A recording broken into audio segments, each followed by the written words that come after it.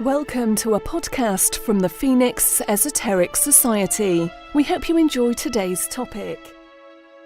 Hi everyone, and welcome to the Phoenix Esoteric Society. Today I want to talk about a recent article that I just did called How to Practice Rosicrucianism. Also, I have a link down below to the article, and I have a ton of information in there, also free books and information that you can download. And I checked the links and they're all good, and that link is down below. So check it out. So Rosicrucianism, I didn't really get into this in the article, so I want to talk about it for a moment, how I got into it. I got into Rosicrucianism through Freemasonry.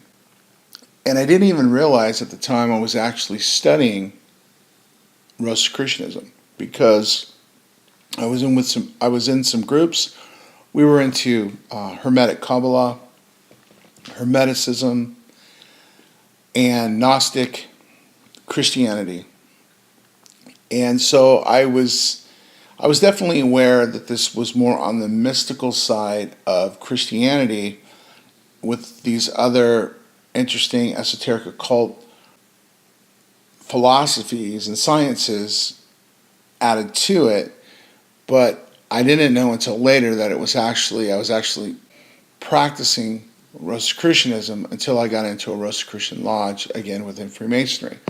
And I just want to add, because there's a lot of information out there, I think that's not factual at all.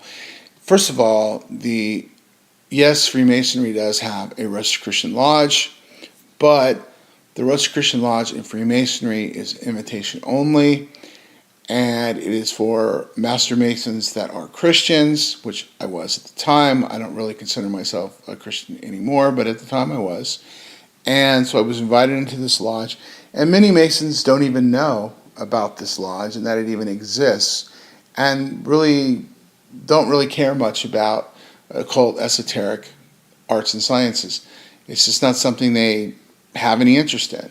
I've brought this up time and time again in different blue lodges I've been into, and brothers are just really not interested. So when you hear this whole thing about Freemasons or occultists, and they're into the occult and they're worshiping Satan and all this real nonsense, couldn't be any further from the truth. If you went to a lodge or you actually got into Freemasonry, you find out very quickly that that is not the case. And then the other thing, as far as, well, maybe I wasn't high enough in the ladder of Freemasonry to really understand the diabolical things that are actually happening.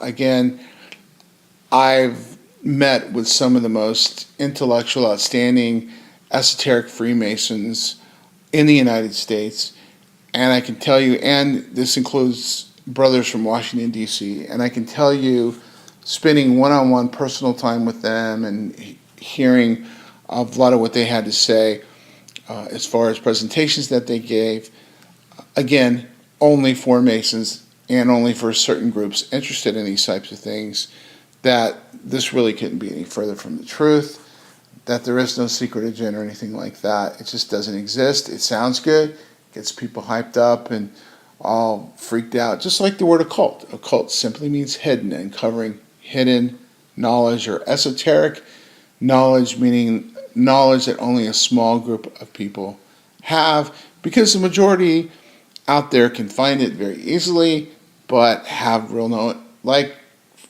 a lot of my brother Freemasons, really have no interest. So there we go. Some of the stuff on the internet lately has just been absolutely crazy, but you know what? Just like the news, just like the mainstream fake news media, sensationalism today sells. Whether you're talking about Freemasonry or occultism, sensationalism sells, and the more sensational it is, the more people listen to it, get freaked out, become fearful, and the more money who's ever producing this stuff makes. Bottom line, all this stuff's monetized, and you can check that out as well.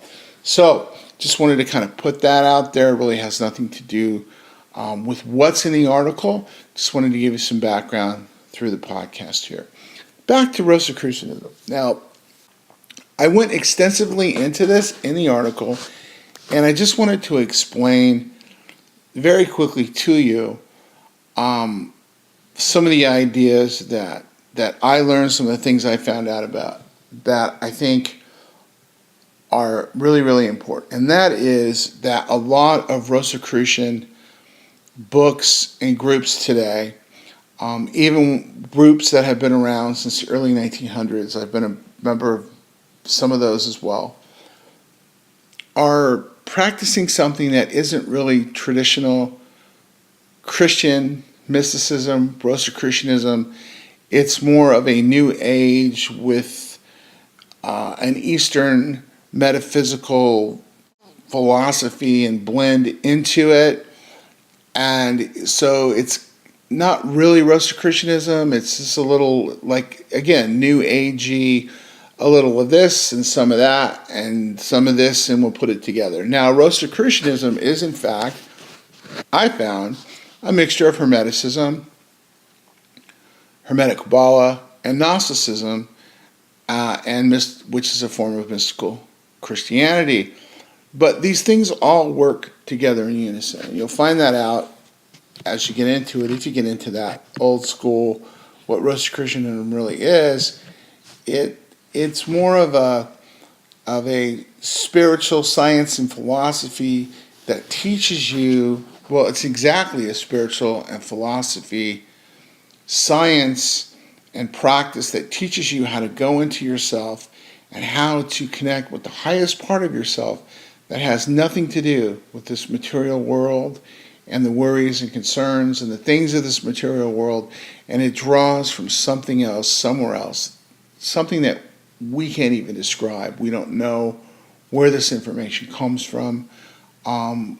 We do know how it comes. It comes into us as flashes of ideas, imagery, but the fact is it's coming from somewhere else, a higher place that is not connected to this material reality that we're able to tap into, and by tapping into that, we're able to form some really interesting ideas and philosophies that really have nothing to do with this material world, but at the same time help us to navigate this material world in a much better, more controlled, and more interesting way.